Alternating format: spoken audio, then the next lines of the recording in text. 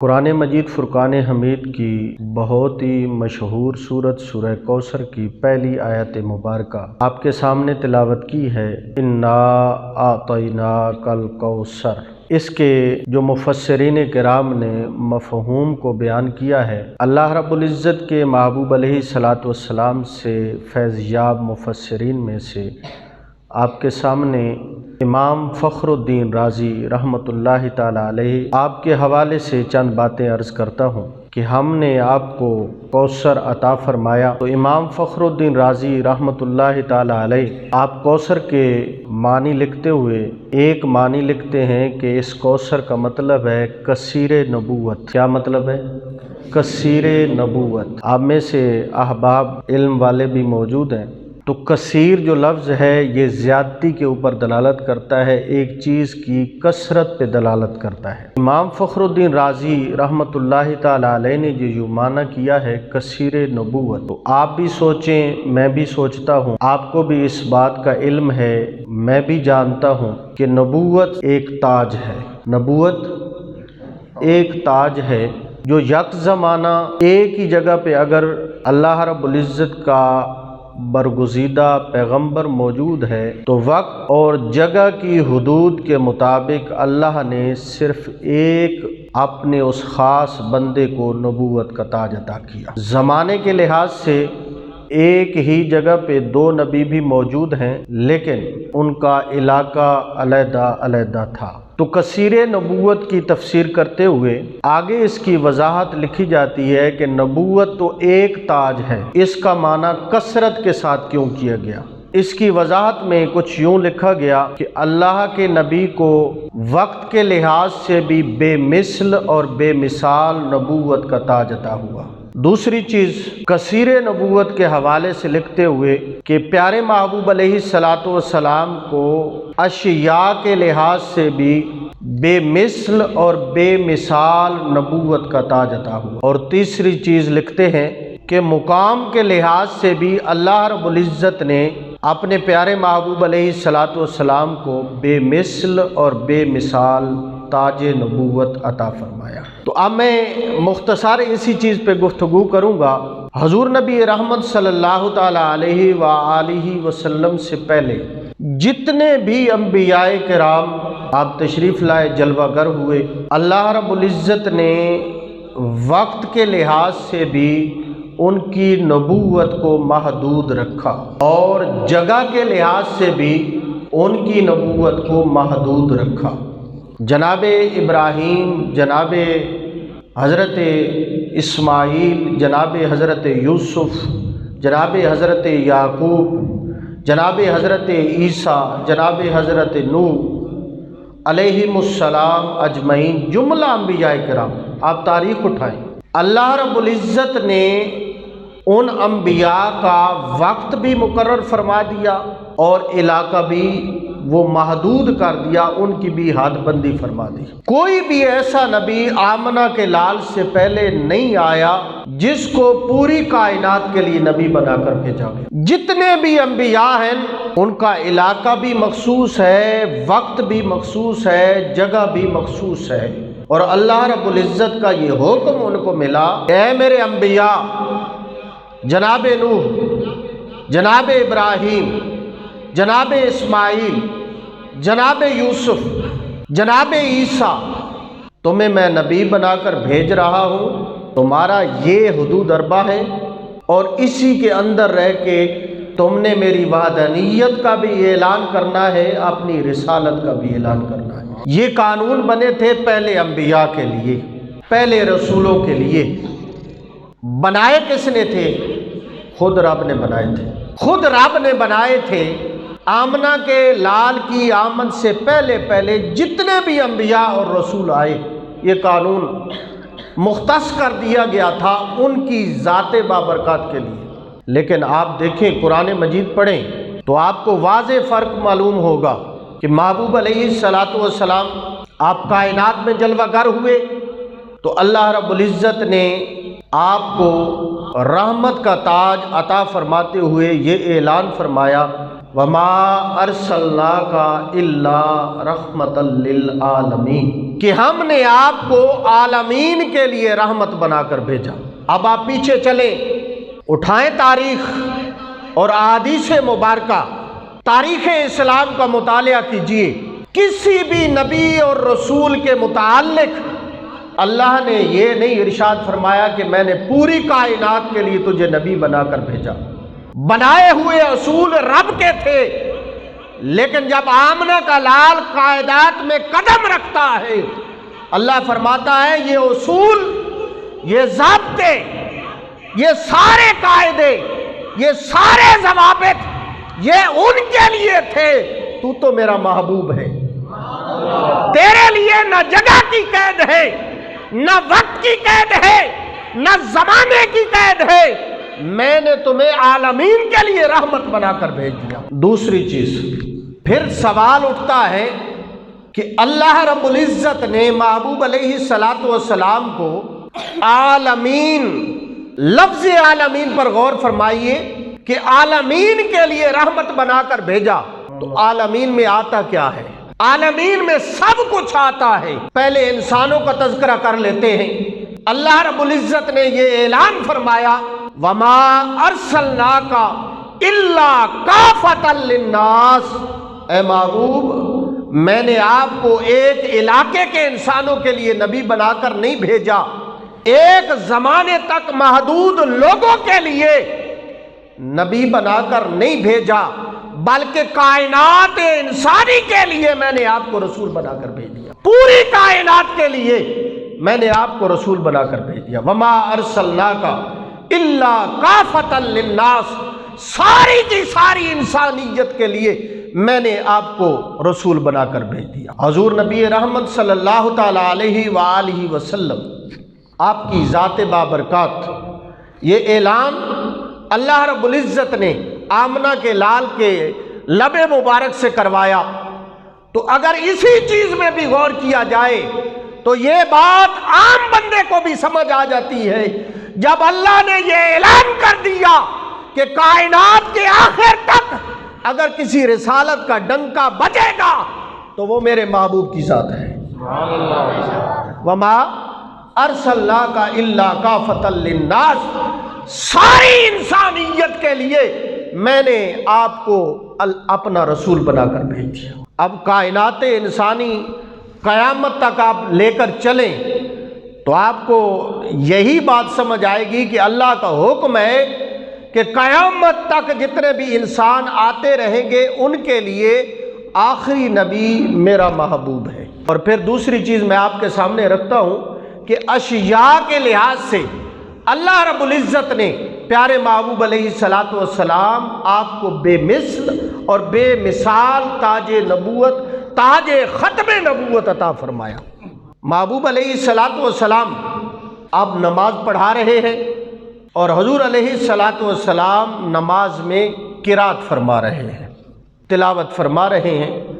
کیا ہی وہ زمان ہوگا جب اللہ کا محبوب اس قرآن کی تلاوت فرما رہا ہوگا جو آپ پر نازل ہوا، اور کتنے ہی وہ خوش نصیب لوگ تھے جنہوں نے محبوب کائنات کے پیچھے کھڑے ہو کر اس قرآن کو سنا۔ محبوب علیہ السلام نماز ادا فرما رہے ہیں، جماعت ہو رہی ہے، اللہ کے نبی کے صحابہ پیچھے کھڑے ہیں۔ اللہ رب العزت یہ قرآن مجید ہم اگر اس کو پڑھیں تو بڑی چیزیں ہمیں ملتی ہیں۔ کائنات کے راز انسان کے اوپر کھلتے ہیں، کائنات کی جو نشانیاں ہیں جو اللہ رب العزت نے اس محبوب کو عطا کی ہیں وہ سامنے آتی ہیں، کیونکہ یہی قرآن اعلان کرتا ہے ہر خشک اور ہر تر کا بیان اسی میں موجود ہے۔ تو محبوب علیہ السلام جماعت کروا رہے ہیں، اللہ کے نبی کے صحابہ وہ نماز اقتدا کی صورت میں پیچھے کھڑے ہیں، تو جنوں کا ایک گروہ، جنات کا ایک گروہ ادھر سے گزرتا ہے۔ ابھی بھائی جان کہہ رہے تھے نا کہ انسانوں اور جنوں کو فقط اپنی عبادت کے لیے پیدا کیا، تو جس طرح شریعت ہمارے اوپر لازم ہے اسی طرح جنات کے اوپر بھی لازم ہے۔ جس طرح انسانوں میں برے انسان ہوتے ہیں، اسی طرح جنات میں بھی برے جنات ہیں. جس طرح انسانوں میں نیک اور بزرگ تر لوگ موجود ہوتے ہیں ان احباب کی طرح، اسی طرح جنات میں بھی نیک اور بزرگ وہ جنات موجود ہوتے ہیں، کیونکہ اللہ نے فرمایا کہ میں نے جنوں اور انسانوں کو فقط اپنی عبادت کے لیے پیدا کیا. تو حضور علیہ الصلوۃ والسلام تلاوت قرات فرما رہے ہیں، جنوں کا گروہ جو گزرتا ہے ان میں ان کا سردار بھی موجود ہے. تو جب گزرا تو قرآن مجید کی دل نشین آواز اور دل نشین لبوں والے، اس والضحیٰ کے مکھڑے والے، اس واللیل کی زلفوں والے کہ لب و رخسار سے نکلتی ہوئی کانوں سے ٹکرائی. تو جنات کا گروہ تھا، اپنی مستی میں جا رہا تھا. وہ گناہگار جن تھے، اسلام نہیں لائے تھے. جب اللہ کے اس محبوب کی قرات کی آواز کانوں سے ٹکرائی، پھر قدم آگے اٹھنے نہ پایا، قدم آگے اٹھنے نہ پایا، وہیں کھڑے ہو گئے. اور سردار نے کہا ٹھہر جاؤ، آجا بھائی یہدی الی الرشد. یہ جو آواز آ رہی ہے کتنی دل نشین ہے، یہ جو آواز آ رہی ہے کتنی دل نشین ہے، یہ کلام کتنا زبردست ہے، یہ کلام کتنا پسندیدہ ہے. آؤ ذرا اس کو سنے تو صحیح، آؤ ذرا اس کو سنے تو صحیح. قل اوحی الی انہ استمع نفر من الجن. وہ جنوں کا گروہ کھڑے ہو کے آمنہ کے لال کی تلاوت قرآن سن رہا ہے. سنا، نماز مکمل ہوئی، وہ جنوں کا گروہ واپس چلا گیا. اور آپ نے اس خاندان میں وہ جنوں کا سردار جا کے کہتا ہے کہ ہم ادھر سے گزر رہے تھے، ایک ہستی تھی، ان کے لبوں سے ایسے قرآن کی تلاوت، ایسی زبردست آواز تھی اور ایسا زبردست کلام تھا کہ ہمیں آگے اس نے بڑھنے نہیں دیا. ہم پیچھے کی طرف آئے ہیں، بس ہم سنتے ہی رہ گئے، ہم نے صرف قرآن سنا ہے. ابھی اس ہستی سے ملاقات نہیں ہوئی، لیکن میں اعلان کرتا ہوں، جنوں کے سردار نے کہا آج میں اعلان کرتا ہوں، جس ہستی کے لبوں سے وہ الفاظ نکلے ہیں وہ ہستی کوئی عام ہستی نہیں ہے، وہی تو اللہ کا رسول ہے. فآمنا بہی، اور ہم اس پر ایمان لائے. تو محبوب علیہ الصلوۃ والسلام کی ذات بابرکات صرف انسانوں کے لیے نبی بن کے نہیں آئی، بلکہ کائنات کے جتنے بھی جنات ہیں وہ بھی محبوب علیہ الصلوۃ والسلام آپ کی ذات بابرکات آپ کو جانتے بھی ہیں، پہچانتے بھی ہیں، اور کثرت کے ساتھ آپ کی ذات بابرکات پر ایمان بھی رکھتے ہیں. آگے چلیں، آپ کو یہی بات آگے دکھاتا ہوں. جبل احد ہے، محبوب علیہ الصلوۃ والسلام کی ذات بابرکات ہیں. حضرت سیدنا صدیق اکبر رضی اللہ تعالیٰ عنہ آپ کی ذات بابرکات ہے. سیدنا عمر بن خطاب اور حضرت عثمان ذو النورین رضی اللہ تعالیٰ عنہم اجمعین. حضور علیہ الصلوۃ والسلام آپ کے ساتھ ہیں اور جبل احد پر آپ تشریف لے گئے. محبوب علیہ الصلوۃ والسلام جبل احد پر تشریف جب لے گئے، یہ حضور کے صحابہ ساتھ تھے. تو احادیث کے الفاظ میں یہ ذکر ملتا ہے کہ اللہ کا نبی اور یہ حضور کے صحابہ جب جبل احد پر پہنچے تو اس میں زلزلہ برپا ہوا، کانپنے لگا. اہل عشق لکھتے ہیں کہ وہ زلزلہ نہیں تھا، بلکہ جیسے ہی آمنہ کے لال کے قدم لگے، اللہ کے نبی کی محبت کی وجہ سے وہ جھومنے لگا، وہ جھومنے لگا، وجد کی کیفیت میں آ گیا. صاحب نسبت لوگ بیٹھے ہیں اور وجد کی کیفیت کو بھی جانتے ہیں. حضرات محترم، تو میں آپ کے سامنے وہ حدیث کے الفاظ رکھتا ہوں.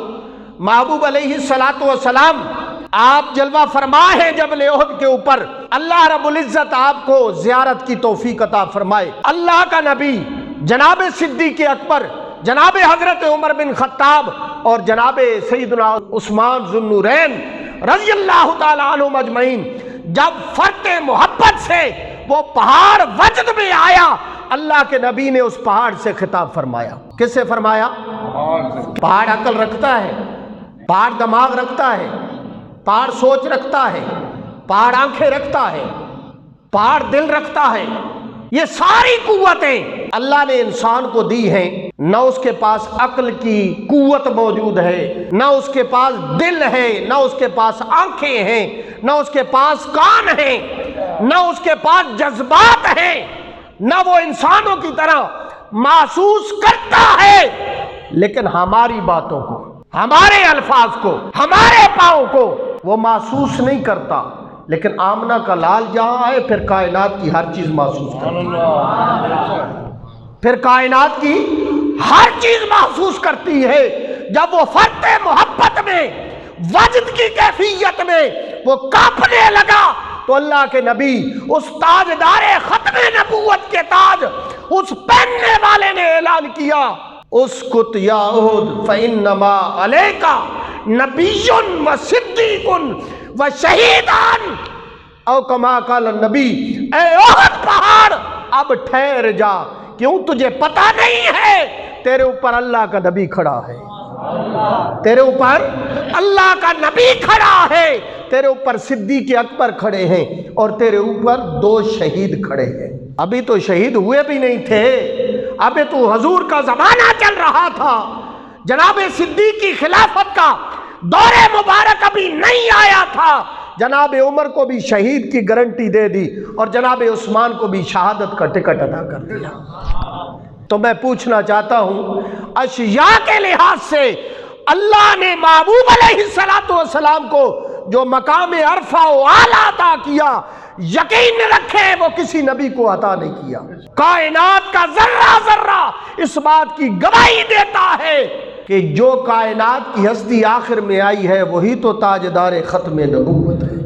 حضرات محترم، میں عرض کر رہا تھا کہ پہاڑ ایک پتھر ہے، نہ اس کی آنکھیں ہیں، نہ دماغ ہے، نہ سوچ ہے، نہ فکر ہے، نہ دل ہے، کوئی یہ چیزیں موجود نہیں ہیں، لیکن جب اللہ کے نبی نے یہ خطاب فرمایا کہ اے عود ٹھہر جا، تو اسی وقت وہ عود پہاڑ ٹھہر گیا، عود پہاڑ ٹھہر گیا۔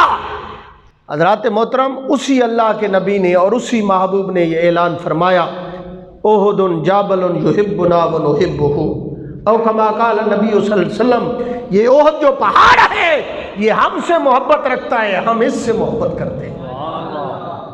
یار میں آپ کو ایک بات بتاتا ہوں کہ ہو پتھر، ہو پہاڑ، دنیا میں بڑے پہاڑ موجود ہیں، بڑے خوبصورت پہاڑ موجود ہیں، لیکن حضور نے صرف ایک پہاڑ کے متعلق فرمایا، سبحان اللہ، احد جبل یحبنا ونحبہ۔ احد جو یہ پہاڑ ہے پتھر کا ہے نا جی، پہاڑ پتھر کے بھی ہیں، مٹی کے بھی پہاڑ ہیں۔ بدر کا جہاں وہ فرشتے نازل ہوئے تھے، بدر کے میدان میں وہ ریت کا پہاڑ ہے، اگر جا کے دیکھیں وہ پورے ریت کا پہاڑ ہے اور اسی طرح موجود ہے۔ حضرات محترم، لیکن یہ پتھر کا پہاڑ ہے، اگر پتھر بھی اللہ کے نبی سے محبت کرتے ہیں تو میں کہنا چاہتا ہوں کہ وہ شخص جس کے دل میں محبت مصطفیٰ نہیں، وہ پتھروں سے بھی گیا گزرا ہے۔ گویا کہ یہ دل بنا تو چمڑے کا ہے، یہ دل بنا تو گوشت کا ہے، یہ گوشت کا لوتھڑا ہے، اگر اس میں محبت مصطفیٰ نہیں تو پتھر اس سے زیادہ نرم دل ہے، پتھر اس سے زیادہ نرم دل ہے۔ تو اشیاء کے لحاظ سے بھی اللہ رب العزت نے محبوب کائنات علیہ السلام کو بے مثل اور بے مثال نبوت عطا فرمائی۔ مقام کے لحاظ سے اللہ رب العزت نے محبوب علیہ السلام کو جو مقام عطا کیا، آپ بھی جانتے ہیں، میں بھی جانتا ہوں، وہ کسی اور نبی کو عطا نہیں ہوا۔ اس میں دیگر انبیاء کی شان کی تنقیص بیان کرنا نہیں ہے، بلکہ حقیقت کو بیان کرنا ہے کہ ان کی شانیں بھی وراء الورا، ان کی شانوں کو بھی کوئی نہیں پہنچ سکتا، جو رب نے انبیاء کو شانیں عطا کی ان تک کوئی پہنچ نہیں سکتا۔ تلک الرسل فضلنا بعضهم علی بعض، اللہ رب العزت نے یہ مقام بھی تقسیم فرمائے ہیں، یہ شانیں بھی تقسیم کی ہیں، یہ مقام اور عرفہ مقامات بھی اللہ نے عطا کی ہیں۔ وہی رب کہتا ہے جو میں نے مقام اپنے محبوب کو عطا کیا ہے وہ کسی کو عطا ہی نہیں کیا۔ تو محبوب علیہ السلام آپ کی ذات بابرکات کے حوالے سے جس شریعت کے اندر رہ کر ہم اللہ کی عبادات کرتے ہیں، اللہ رب العزت کی بارگاہ میں سجدے کرتے ہیں، اسی محبوب علیہ الصلاۃ والسلام آپ کی ذات بابرکات کے متعلق ایک میں حدیث آپ کے سامنے رکھتا ہوں، پھر آگے چلتا ہوں۔ محبوب علیہ الصلاۃ والسلام کی شان یہ ہے کہ ایک صحابی رسول وہ حالت نماز میں تھے، محبوب علیہ الصلاۃ والسلام نے ان کو بلایا تو انہوں نے جلدی جلدی نماز مکمل کی، مکمل کرنے کے بعد حاضر خدمت ہوئے، عرض کی لبیک یا رسول اللہ میں حاضر ہوں۔ محبوب علیہ الصلاۃ والسلام نے یہ پوچھا کہ کون سی چیز ہے جس نے تمہیں میرے بلانے کے بعد اتنی دیر کروا دی اور تمہیں آنے سے روکا، تمہیں آنے سے روکا؟ اب وہ کیا ہے؟ نماز ہے۔ وہ کیا ہے؟ عرض کی یا رسول اللہ میں نماز پڑھ رہا تھا، اس وجہ سے جلدی جلدی مکمل کر کے آپ کی بارگاہ میں آیا ہوں۔ محبوب علیہ الصلاۃ والسلام آپ نے ارشاد فرمایا کیا تو نے قرآن نہیں پڑھا؟ ہم بھی قرآن پڑھتے ہیں، باہر باہر سے پڑھتے ہیں، وہ کالے لفظوں کو پڑھتے ہیں، اندر نہیں جاتے ہیں۔ اگر آپ قرآن کو کھولے نا تو حضور کی شان کو جس طرح قرآن بیان کرتا ہے دنیا کی کوئی بھی کتاب بیان نہیں کرتی، کیونکہ اس قرآن کو نازل کرنے والا خود رب تعالیٰ ہے۔ اسی رب تعالیٰ نے یہ اعلان کیا لا ریب فیہ، اس میں کوئی شک بھی نہیں ہے۔ تو اللہ کے محبوب نے پوچھا کہ تجھے میرے پاس آنے سے کس چیز نے روکا؟ اتنی دیر سے آیا ہے، میں نے تو پہلے بلایا تھا۔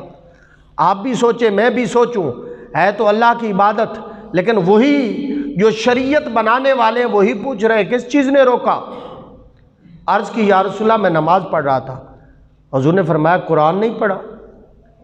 قرآن تو اعلان کرتا ہے جب اللہ اور اس کا رسول بلائے سارے کام چھوڑ دو، اللہ اور اس کے رسول کی بارگاہ میں آ جاؤ، اللہ اور اس کے رسول کی بارگاہ میں آ جاؤ۔ مولا کائنات حضرت علی شیر خدا رضی اللہ تعالیٰ عنہ جب عصر کی نماز قضا ہوئی تھی، حضور نبی رحمت صلی اللہ تعالیٰ علیہ وآلہ وسلم آپ کا سر انور حضرت مولا کائنات کی گود میں تھا۔ آپ نے واقعہ سنا ہے، تفصیل میں نہیں جاتا۔ نماز قضا ہو گئی، سورج غروب ہو گیا تو حضرت مولا کائنات جن کی کوئی نماز قضا نہیں ہوئی تھی اس دن قضا ہو گئی، آنکھوں سے فرط محبت اور غم کی وجہ سے کہ میری نماز قضا ہوئی ہے آنکھوں سے آنسو نکل پڑے، لیکن اسی مولا کائنات نے یہ بھی گوارا نہیں کیا نماز تو رب کی ہے لیکن رب کا محبوب میری گود میں ہے، نماز پڑھوں یا کہ محبوب علیہ الصلاۃ والسلام آپ جو آرام کر رہے ہیں ان کے آرام میں خلل ڈالوں؟ خلل گوارا نہیں کیا، رب کی نماز کو قضا کر دیا۔ تو فرط محبت کی وجہ سے اور شدت غم کی وجہ سے آنکھوں سے وہ آنسو نکلے اور گرے کہاں؟ چہرہ ودعا پہ۔ تو وہ کتنے قیمتی آنسو تھے جو علی کی آنکھ سے نکلے اور چہرہ ودعا پہ گرے، کوئی عام آنسو نہیں تھے۔ تو حضور علیہ الصلاۃ والسلام آپ نے آنکھیں مبارک کو کھولا۔ لوگ کہتے ہیں نا کہ اللہ کا نبی آرام فرما تھا، اللہ کا نبی، یہ حضور علیہ الصلاۃ والسلام کا اپنا فرمان ہے۔ ایک دفعہ حضور علیہ الصلاۃ والسلام نے نماز پڑھا دی ایسی حالت میں کہ آپ آرام فرما تھے۔ حضور علیہ الصلاۃ والسلام اٹھے، ظاہراً کوئی وضو نہیں فرمایا اور آپ مصلی امامت پہ چلے گئے اور نماز پڑھا دی۔ تو پوچھا گیا یا رسول اللہ صلی اللہ علیہ وسلم آپ تو سو رہے تھے؟ اما عائشہ صدیقہ نے پوچھا۔ محبوب علیہ الصلاۃ والسلام آپ نے ارشاد فرمایا اے عائشہ میری آنکھیں سوتی ہیں، میرا دل نہیں سوتا۔ میری آنکھیں سوتی ہیں، دل تو نہیں سوتا۔ تو محبوب علیہ الصلاۃ والسلام علی کی گود میں تھے اور آرام فرما تھے، آنکھیں بند تھیں، آنسو گرنے کی دیر تھی چہرہ مصطفیٰ پہ، آنکھیں مبارک کھلیں اور پوچھا علی کیا ہوا ہے، کس چیز نے رلایا ہے؟ تو محبوب علیہ الصلاۃ والسلام کی بارگاہ میں عرض کی یا رسول اللہ عصر کی نماز قضا ہو گئی، عصر کی نماز قضا ہو گئی۔ آپ بتائیں اللہ کا محبوب گود میں ہے اور رب کی عبادت ہے، تو عبادت تو وہ زیادہ ہے یا یہ زیادہ ہے؟ آپ سوچیں عبادت وہ ہے یا یہ ہے؟ رب نے فرمایا کہ یہ میری عبادت ہے۔ علی جو شریعت کا مینارہ نور نظر آتا ہے، انہوں نے اپنی نماز قضا کی، لیکن محبوب علیہ الصلوۃ والسلام کے آرام میں خلل نہیں ڈالا۔ تو پتہ یہ چلا جہاں سکون مصطفیٰ آ جائے وہاں اللہ کی عبادت کو بھی قربان کیا جا سکتا ہے۔ تو محبوب علیہ الصلوۃ والسلام نے فرمایا اے علی اب تو بتا کہ نماز قضا پڑھنا چاہتا ہے یا ادا پڑھنا چاہتا ہے؟ نماز قضا پڑھنا چاہتا ہے یا ادا پڑھنا چاہتا ہے؟ تو وہ بھی محبوب کی آنکھوں کے فیض یافتہ تھے، وہ بھی کوئی عام ہستی نہیں تھے۔ عرض کیا یا رسول اللہ آپ ہوں اور قضا پڑھے علی؟ ہو آپ کی ذات اور علی نماز کو قضا پڑھے، یہ نہیں ہو سکتا۔ علی تو آپ قضا نہیں پڑھے گا، ادا ہی پڑھے گا۔ تو شریعت بنائی تھی مصطفیٰ نے، عبادت تھی رب کی۔ تو محبوب علیہ الصلوۃ والسلام کی اس اطاعت کے متعلق قرآن اعلان کرتا ہے وَمَن يُطِعِ الرَّسُولَ فَقَدْ أَطَاعَ اللَّهَ، جس نے بھی رسول کی اطاعت کی اس نے اللہ کی اطاعت کی۔ بڑی لمبی بات ہے، اللہ کے نبی نے سورج کو حکم دیا، سورج واپس پلٹا۔ علی نے نماز پڑھی تو کسی نے عشق میں پوچھا سورج اب کب ڈوبے گا؟ اب کب ڈوبے گا؟ تیرا تو وقت ختم ہو چکا تھا، تو غروب ہو چکا تھا، مغرب میں جا چکا تھا، اب کب ڈوبے گا؟ تو اس سورج نے بھی جواب دیا ہوگا پوچھنے والے مجھ سے نہ پوچھ، مجھ سے نہ پوچھ کہ میں کب ڈوبوں گا۔ جب رب کا حکم تھا، جب رب کا حکم تھا میں ڈوب گیا تھا، اب علی سے پوچھو جب علی نماز مکمل کرے گا میں ڈوب جاؤں گا۔ یہ وہ واقعہ آپ نے سنا، لیکن اگلے جو حدیث کے الفاظ ہیں وہ میں آپ کے سامنے رکھنا چاہتا ہوں۔ اللہ کے نبی نے محبوب علیہ الصلوۃ والسلام نے جو ہاتھ اٹھائے تھے اس وقت مولا کائنات کے لیے دعا کے لیے، تو وہ الفاظ ہیں اللہم ان علی طاعتک و طاعت فی رسولک او کما قال النبی صلی اللہ علیہ وسلم، اے اللہ علی جو ہے نا وہ تیری اطاعت میں تھا اور تیرے رسول کی اطاعت میں تھا، اس وجہ سے نماز قضا ہو گئی ہے۔ تیری اطاعت میں تھا، تیرے رسول کی اطاعت میں تھا۔ میں پوچھنا چاہتا ہوں کہ جو نماز قضا کرنا ہے وہ اللہ کی اطاعت ہے یا نافرمانی ہے؟ بتائیں۔ اور نماز قضا کرنا، نماز نہ پڑھنا اللہ کی نافرمانی ہے، اطاعت نہیں ہے۔ مولا کائنات کی نماز قضا ہوئی کس کے لیے؟ آمنہ کے لال کے لیے، آمنہ کے لال کی محبت میں قضا ہوئی۔ تو جو آمنہ کے لال کی محبت میں قضا ہو جائیں وہ اللہ کی اطاعت میں ہوتا ہے بندہ۔ حضرات محترم، محبوب علیہ الصلوۃ والسلام مقام کے لحاظ سے اللہ رب العزت نے عرفہ اور اعلیٰ مقام عطا کیا۔ اسی محبوب علیہ الصلوۃ والسلام نے جو شریعت بنائی آج بھی ہمارے سامنے ہے، قرآن مجید بھی اعلان کرتا ہے، کاش کہ ہم قرآن کو سینے سے لگائیں کہ جو بھی حرم شریف میں جائے نا، آج بھی یہ موجود ہے اللہ کا حکم، اور آج بھی دنیا میں یہ قانون موجود ہے کہ جو حرم بیت اللہ شریف کے ارد گرد حرم کی حدود میں بیٹھ جائے، سالوں بیٹھا رہے، اس کو کوئی پوچھے گا نہیں، وہ امن میں ہوتا ہے۔ وہ کس میں ہوتا ہے؟ ادھر اس کو مار نہیں سکتے، قتل نہیں کر سکتے، اس کو کوئی تکلیف نہیں پہنچا سکتے۔ یہ حکم ہے اللہ کا۔ کس کا حکم ہے؟ اللہ کا حکم ہے۔ حضور علیہ الصلوۃ والسلام نے جب فتح مکہ کیا، صحابہ کرام ساتھ تھے، محبوب علیہ الصلوۃ والسلام نے اعلان فرمایا جو شخص اپنے گھر کے دروازے بند کر کے اندر چلا جائے اس کو امان ہے۔ یہ وہ لوگ تھے نا مکہ والے جنہوں نے حضور کو گھر سے نکالا تھا، تو حضور نے اعلان فرمایا جو اپنے گھروں میں بند ہو جائیں، بیٹھ جائیں، انہیں امان ہے۔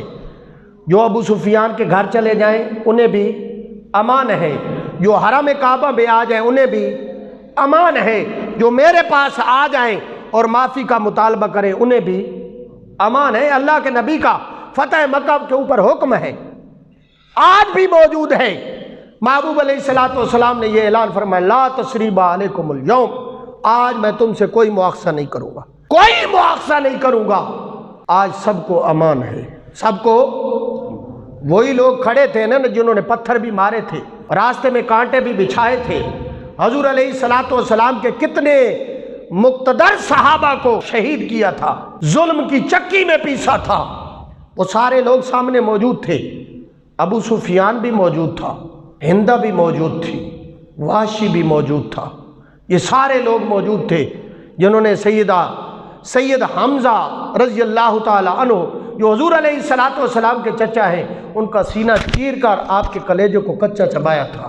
آج ہم دشمنیاں لیے پھرتے ہیں نا، ہم معاف نہیں کرتے کسی کو، ہمارے باپ کو کوئی گالی دے دے ہم اس کو معاف نہیں کرتے، لیکن حضور کی ذات پر کوئی لفظ آئے تو ہم کمپرومائز کر جاتے ہیں، ہم کمپرومائز کرتے ہیں۔ کیا چھوڑو جی، یہ مولویوں کی باتیں ہیں۔ کس کی باتیں کہتے ہیں؟